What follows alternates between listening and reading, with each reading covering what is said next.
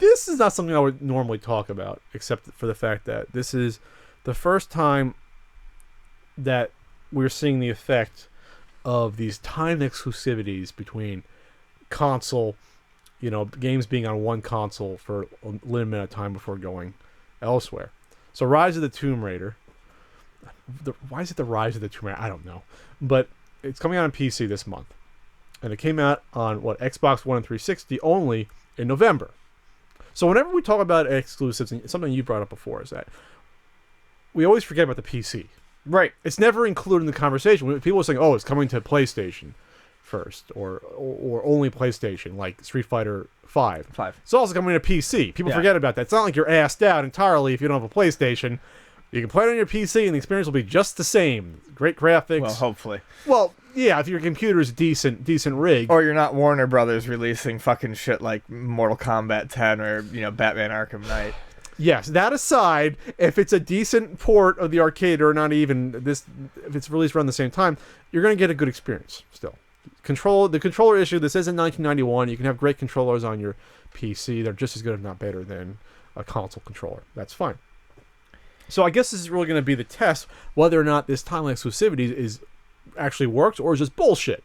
Well, I think it's just bullshit. And here's the thing. When Rise of the Tomb Raider was initially announced, before someone in the fucking comments flays me for this, when it was initially announced... And that was in August 2014. To my best... 2014? Yep. Gamescom in August 2014 it was announced. Anyways, it was an Xbox One exclusive. That's what they said. Then they, announced PC. See, this is the thing. The exclusivity of a game is not...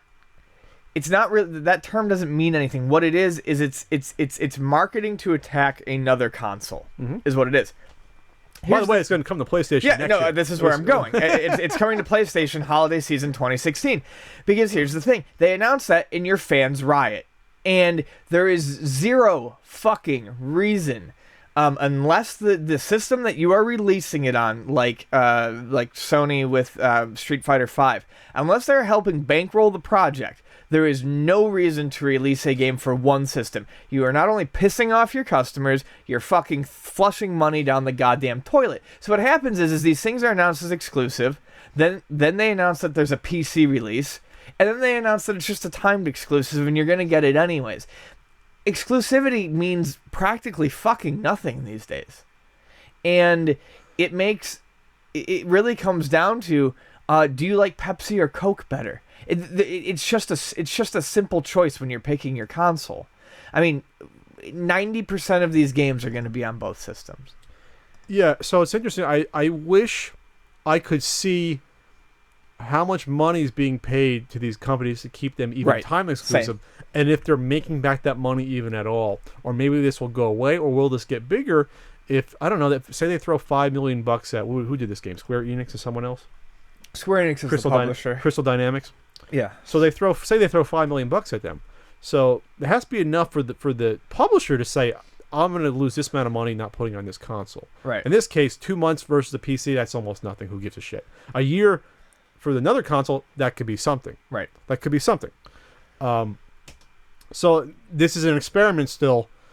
The fact that, though, it's only 2 months later, maybe there was a clause saying if we don't sell a certain amount, this comes out on PC a lot sooner. Who knows? If I was a smart publisher, I'd build that into a contract like that. Hey, you didn't perform. You're costing me now money more than what you gave me already. This is coming out on PC a lot earlier.